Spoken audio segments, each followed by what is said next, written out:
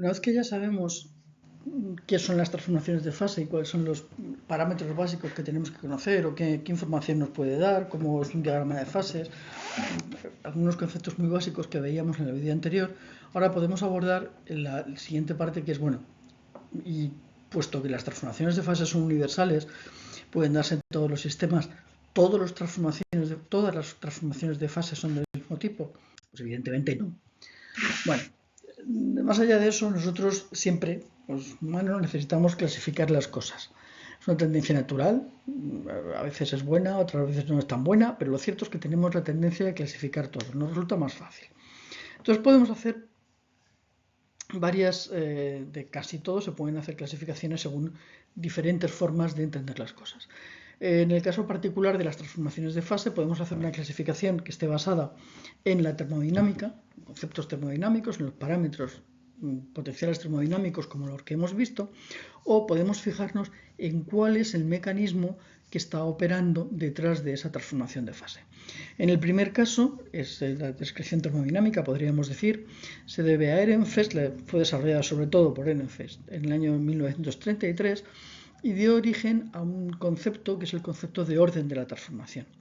En la formulación de Ehrenfest, el modelo de Ehrenfest, el orden de la transformación es el orden de la derivada de G que primero muestra una discontinuidad. Las tenemos aquí. Entonces, bueno, pues aquí tenemos una primera discontinuidad en la derivada, aquí tenemos, en este caso, no hay discontinuidad, aquí tenemos una discontinuidad, aquí tenemos una lambda. Esta primera discontinuidad es la que nos va a dar la pista. En el caso del mecanismo, este otro modelo, esta otra clasificación, fue establecida un poquitín más tarde, en 1951, por Borger, y entonces aquí lo que se basa sobre todo es en cuál es el mecanismo que hay detrás de esa transformación de fase. En este sentido, básicamente hay dos tipos de transformaciones. Por un lado, están lo que se llaman transformaciones reconstructivas, a veces se llaman civiles, y por otro lado, lo que se llaman transformaciones displacivas, que a veces se llaman militares. Vamos por qué.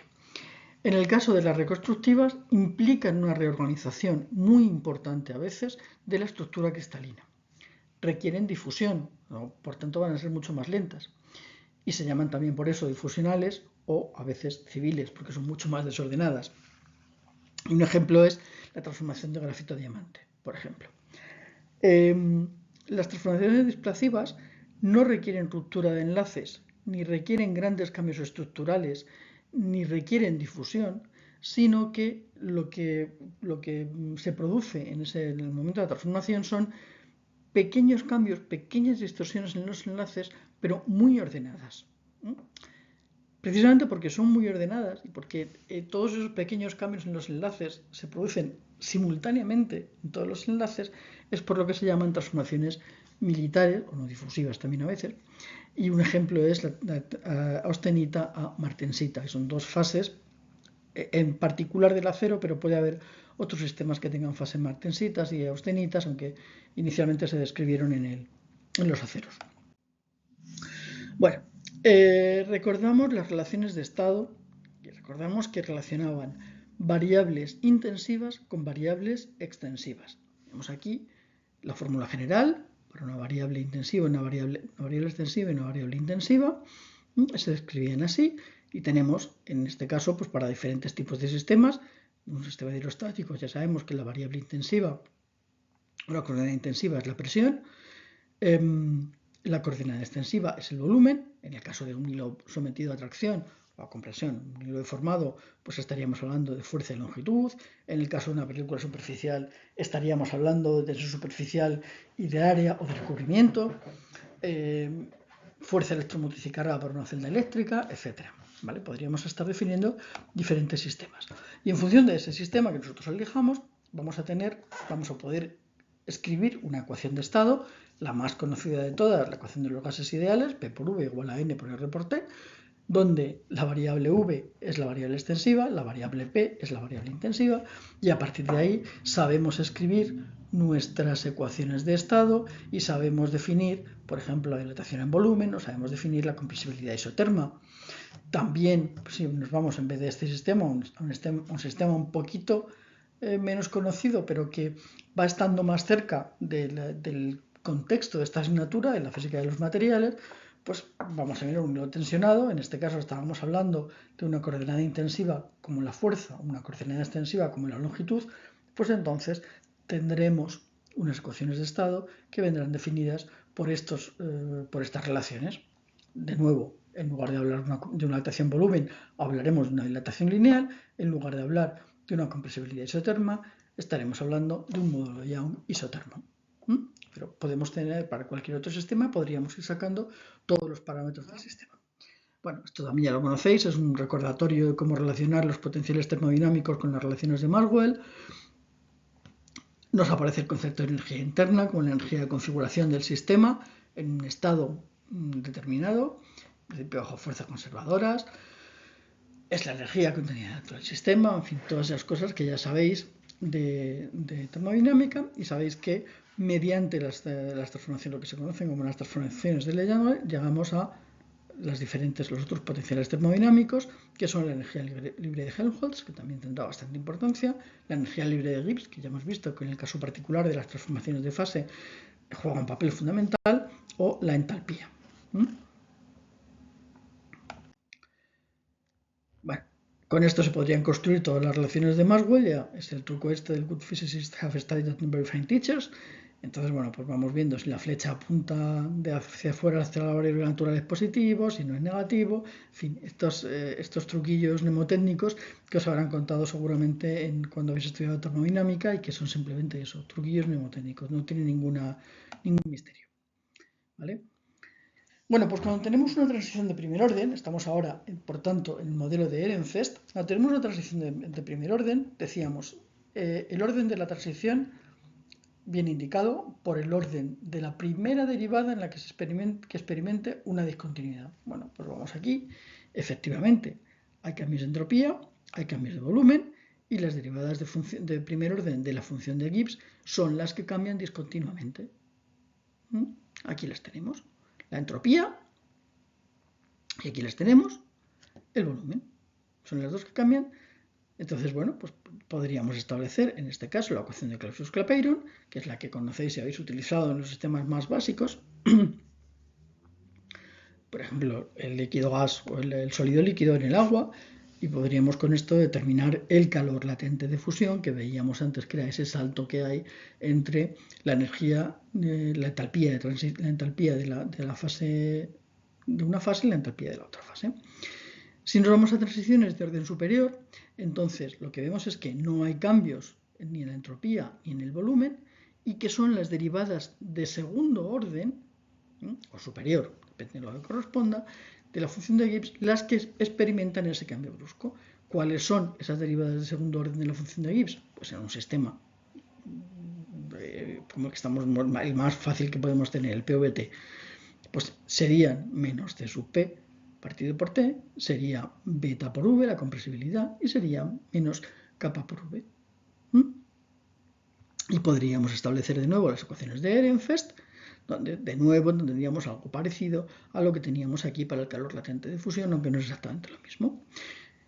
Hay un caso particular de transiciones de transformaciones de orden superior que se pueden ver también en este contexto, que son las transiciones lambda, que son las que se dan cuando esta discontinuidad, la discontinuidad en C sub P, tiende a infinito. Entonces hablamos de transformaciones lambda, son este tipo. Pues, por ejemplo, las del helio líquido, superconductores, etc. Bueno, vamos a volver otra vez a ver la relevancia vamos a volver sobre ese punto del por qué es tan relevante la función de Gibbs para el estudio de las transformaciones de fase. Vamos a seguir considerando el sistema más simple de todos, que es un sistema PVT, presión, volumen, temperatura. No vamos a considerar que haya más cambios. Entonces tenemos aquí las dos pendientes, hemos hecho aquí el zoom, esta es la zona en el entorno de la temperatura de transición. Como ya decíamos antes, por debajo de la temperatura de fusión la fase sólida es la más estable, por encima de la temperatura de fusión la fase líquida es la más estable. Justo en este punto las dos son igualmente estables, y bueno, una pregunta que nos hacemos es si las pendientes de las curvas de energía libre para ambas fases tienen que necesariamente ser diferentes. Eso lo dejo ahí. Si variamos ligeramente la presión, o no tan ligeramente, obtendríamos curvas de G similares, pero con pendientes puntos de cruce. Es decir, si yo varío la presión, por ejemplo, el punto de ebullición del agua no es el mismo en Alicante que en el Everest. Yo hacer un huevo, pues la presión influye y el punto de ebullición es completamente distinto, porque es una función de la presión y la temperatura. Pues tendríamos que, iríamos viendo, si vamos variando la presión, iríamos viendo cómo va cambiando esa temperatura de fusión y por lo tanto de ebullición, y por lo tanto podríamos trazar un mapa de la evolución con la presión de esa temperatura. Bueno, pues en el caso, volvemos otra vez al caso del agua, por ejemplo, que es el más fácil. Tenemos el punto triple. En el punto triple coexisten la fase líquida, la fase sólida y la fase gaseosa. En esta zona de aquí tenemos solo hielo, es decir, solo fase sólida. En esta zona de aquí tenemos solo líquido, solo agua. Y en esta fase de aquí tenemos solo vapor. ¿Qué pasa en estas líneas? Pues en esta línea están coexistiendo la fase líquida y la fase sólida. Si yo estoy aquí, coexisten las dos fases. Si me desplazo ligeramente hacia acá, es decir, si aumento ligeramente la temperatura, paso a tener solamente líquido. Si bajo ligeramente la temperatura, paso a tener solamente sólido. Si cambio ligeramente la presión, me salgo también de esta línea, ya vamos a ir diciendo que se llama línea de sólidos, y nos vamos a ir saliendo de esta línea y por lo tanto vamos a volver otra vez a esta situación de esta fase sólida. Bueno, he representado aquí en estos 3 puntos, he representado aproximadamente cómo serían las relaciones de las 3 energías libres, las 3 funciones de Gibbs de estos 3 sistemas. Obviamente, si yo estoy en esta zona de aquí, siempre voy a tener muy por encima la fase gaseosa, que no es en absoluto estable, y voy a tener el cruce entre las dos fases líquida y sólida, que son las que se puede producir la transición. Si nos venimos aquí, va a pasar lo mismo, pero entre la fase sólida y gas. O sea, estaríamos hablando de una sublimación. Y en este caso, las que tendríamos muy por encima serían las de la fase gaseosa, y en las que se produce el cambio, aunque no se correspondan los colores, porque los difumitos muy chiquitines, sería entre la fase sólida y la fase líquida. Y aquí estaríamos en la zona en la que coexisten el líquido y el gas. Por lo tanto, si yo estoy en esta línea, coexisten las dos fases, en mayor o menor proporción, dependiendo de a qué temperatura estemos. Evidentemente, si estoy aquí, voy a tener una mayor proporción de gas que de líquido. Pequeñas separaciones de esta línea me van a llevar o a irme a la fase gaseosa o a irme a la fase líquida. Y bueno, pues como sabéis, aquí tenemos el punto crítico por encima del cual los gases no pueden ser licuados solamente por cambio de presión. Eso es un punto crítico que también habéis estudiado en termodinámica. Ojo, que las curvas, insisto, no son reales, ¿vale? O sea, os lo decía hace un momento, yo pintaba aquí, pero no son curvas pintado al azar para que veáis un poco cuál era la diferencia entre ellas. Bueno, vamos a dar un paso un poquitito más allá, porque con el agua, a ver, las cosas son muy simples, porque en el caso del agua, a ver, es H2O, es decir, todo lo mismo. Pero, si recordáis, en el primer vídeo de este tema, empezábamos diciendo que, empezamos utilizando el ejemplo de una reacción plomo-estaño, precisamente para ver por qué podría ser importante estudiar las transformaciones de fase. Es decir, que no todos los sistemas van a ser tan simples como el agua. Bueno, pues entonces lo que vamos a hacer es irnos a un sistema que tiene dos componentes, en los que en principio yo soy capaz de distinguir los dos componentes. En condiciones ideales, y es en las que nos vamos a quedar de momento, en condiciones ideales no hay diferencia entre las interacciones entre dos átomos iguales o dos átomos distintos. O sea, para mí van a ser, si estoy en condiciones ideales, va a ser igual que dos átomos A interaccionen, que dos átomos B interaccionen o que un átomo A interaccione con un átomo B. ¿Eso qué simplifica? Pues eso simplifica una cosa muy importante. Y es que si no fuera así, el hecho de producir la mezcla llevaría aparejado un cambio en la energía interna de la mezcla. Entonces nos mete un término adicional. Bueno, como normalmente siempre tendemos a quedarnos con lo menos que podamos, pues vamos a eliminar esa parte que para la mayor parte de la descripción no nos importa, no nos va a afectar, y nos quitamos un término. ¿Vale? Bueno, pues si yo tengo 100 átomos A y de repente meto un átomo B, tengo 99 formas diferentes de colocar ese átomo B. ¿Vale? Bueno, pues entonces tendríamos que hablar de la entropía. Si vamos metiendo más, pues tendremos más. Tenemos que hablar de la entropía de mezcla, que no es otra cosa que el número combinatorio, y por lo tanto podemos definir esta función, que es el número combinatorio, el n sub a sobre n sub b, que es lo que me va a dar cómo es la configuración final de ese sistema de dos componentes. Si vamos considerando la entropía, que es lo que estamos teniendo en cuenta aquí, si vamos mirando la entropía, evidentemente a medida que yo voy metiendo más átomos, la entropía va aumentando, porque voy metiendo más átomos B, la entropía va aumentando, porque tengo más desorden, hay más posibles formas de colocar esos átomos y mi sistema está más desordenado. Pero llega un momento que parece razonable que sea 0,5, o sea, una fracción molar de A de 0,5 y una fracción molar de B de 0,5, igual cantidad de los dos materiales, en las que invertimos el proceso, porque entonces ya en realidad no estoy echando átomos de B en A, sino que es como si estuviera echando átomos de A en B. Entonces tenemos la situación inversa a la que teníamos al principio y por lo tanto la entropía va bajando, es decir, vamos teniendo cada vez un sistema más ordenado. Lo que pasa es que lo vamos teniendo más ordenado en vez de en A, en B, pero va siendo más ordenado cada vez. ¿Vale? Entonces ese es el sentido que tiene esta forma de la curva de entropía. Bueno, evidentemente no en todos los sistemas yo puedo añadir todos los átomos que quiera de una especie y de otra especie. Hay sistemas que no son totalmente miscibles, ni en estado líquido ni en estado sólido. Hay sistemas que son totalmente miscibles en estado líquido y no lo son en estado sólido. Y hay sistemas en que, bueno, antes veíamos el ejemplo del agua y el azúcar, son miscibles en unas ciertas proporciones de azúcar o a unas ciertas temperaturas, pero si echamos más azúcar de la cuenta, el azúcar empieza a precipitar. Seguro que alguna vez se os ha ido la mano echando los azucarillo al café y cuando habéis acabado de tomarlo teníais una capa de azúcar depositada abajo. Hay otros sistemas que no, hay otros sistemas que son miscibles sobre todo el rango de composiciones, es decir, que puedo mezclarlos en la proporción que quiera y siempre van a formar una sola fase sólida o una sola fase líquida o una sola fase gaseosa, si llega el caso. Un ejemplo de esos pues es el cobre-níquel. En el caso del cobre-níquel, pues aquí tenemos la curva de energía libre a 1700 grados, totalmente líquido, pero solamente hay una fase. La curva de energía libre a 800 grados, solo hay una fase. La curva de energía libre a 300 grados, que ya es totalmente sólido, pero solamente hay una fase. Bueno, ese sería un ejemplo. Vamos a ver. Vamos a permitir ahora que ocurra la transformación. Porque aquí hemos estado en que no hay transformación de fases, el mínimo de energía siempre coincide con el cambio de máxima entropía y tal cual.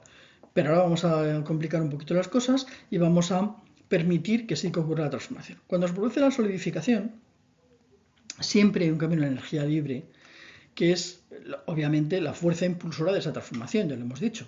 En este caso sería delta de G de fusión o de solidificación, como queráis. Ese delta de G pues será la delta de G del sólido es igual a la delta de G de la fase líquida más esa delta de G de fusión, es decir, ese cambio que se ha producido por el hecho de que se ha producido la transformación de fase. Empíricamente se ha establecido una regla que, bueno, vale para lo que valen las reglas empíricas, que es para resolver algunos problemas, que se conoce como regla de Richard. Dice que aproximadamente la delta de G, el cambio de energía libre que se produce cuando se tiene lugar la fusión, en la fusión, es del orden de 9,5 por la diferencia entre la temperatura de fusión y la temperatura real a la que se produce. Y aquí dejamos otra cosa.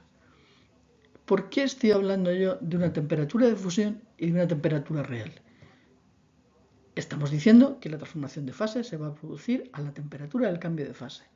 También decíamos antes que, claro, justo a la temperatura del cambio de fase, delta de G es igual a 0, con lo cual no tendríamos fuerza motriz.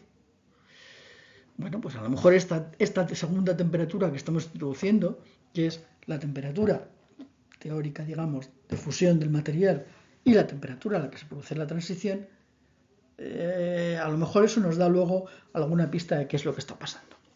En un sistema ideal de dos componentes, además, y sobre todo si estamos en condiciones ideales, yo puedo determinar la entalpía de fusión, la energía libre de fusión, mediante una media ponderada.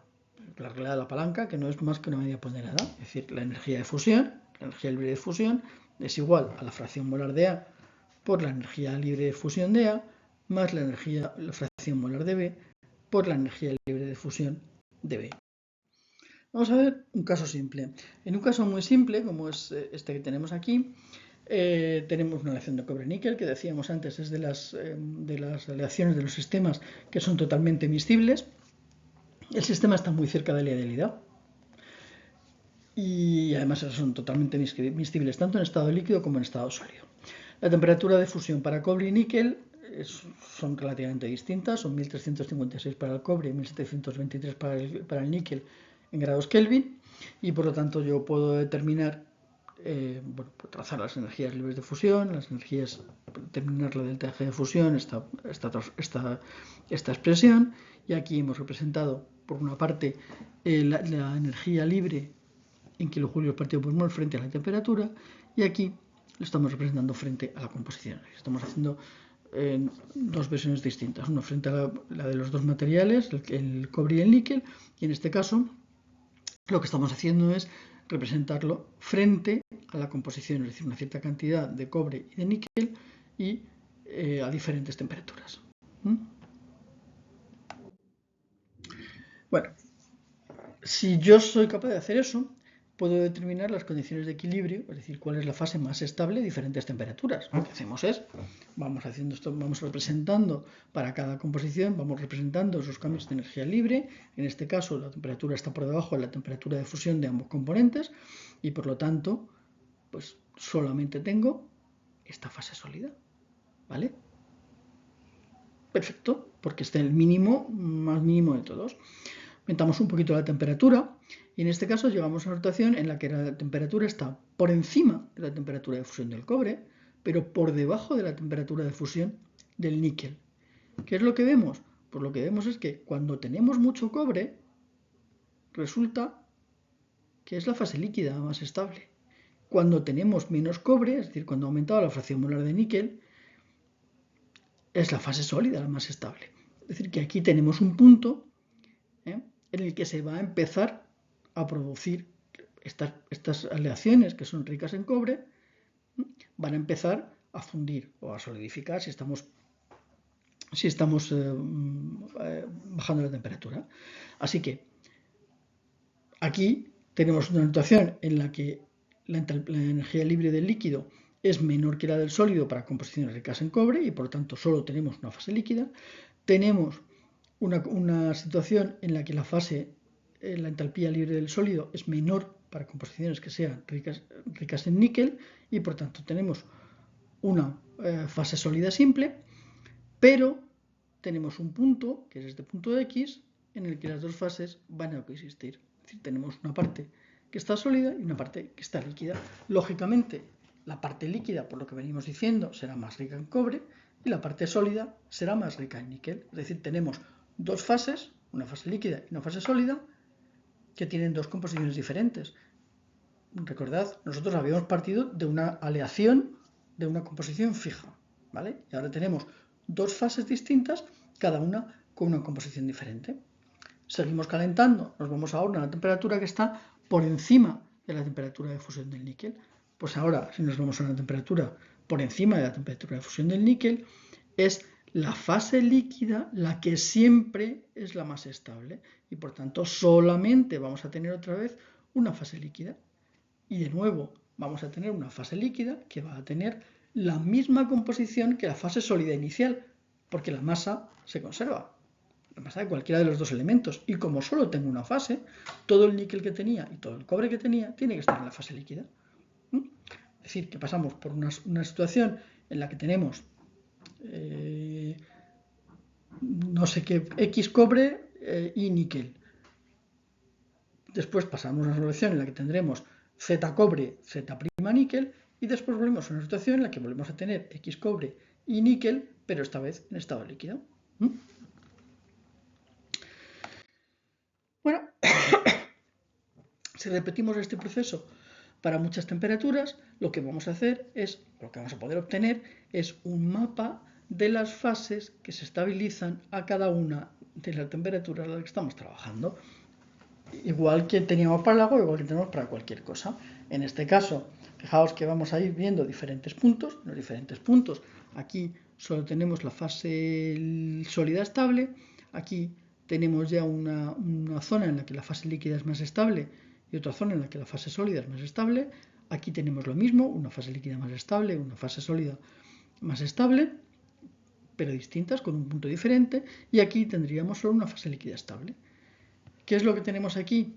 En esta zona de aquí es cuando empieza la transición de líquido a sólido, es la línea de líquidos. Esta zona de aquí es cuando empieza la transición de líquido más sólido a solo sólido, es la zona de sólidos. ¿De acuerdo? Entonces, la temperatura de líquidos para cada composición es la temperatura por encima de la cual el material es completamente líquido y por debajo de la cual coexisten fase sólida y líquida. La temperatura de sólidos es para cada composición de nuevo, la temperatura por debajo de la cual un material siempre va a estar en fase sólida y por encima de la cual van a coexistir la fase sólida y la fase líquida. Esas dos fronteras, esos dos lugares geométricos, esas líneas que unen todos esos puntos de temperatura de sólidos o de temperatura de líquidos, son lo que se llaman las líneas de líquidos y la línea de sólidos. Esto es una cosa absolutamente general. O sea, este procedimiento se podría seguir para cualquier tipo de transformación de fase. Pero bueno, bastante complejo, bastante arduo y pesado se hace ya con un sistema simple, como puede ser un sistema de una aleación metálica y trabajando en una transformación de fase simple, como es la solidificación o la fusión, como para complicarlo más. Entonces, en el próximo capítulo, en el que nos vamos a dedicar a trabajar e interpretar, a ver cómo se pueden interpretar los diagramas de fases, nos vamos a centrar exclusivamente en diagramas de fase de sistemas que están sometidos a procesos de solidificación.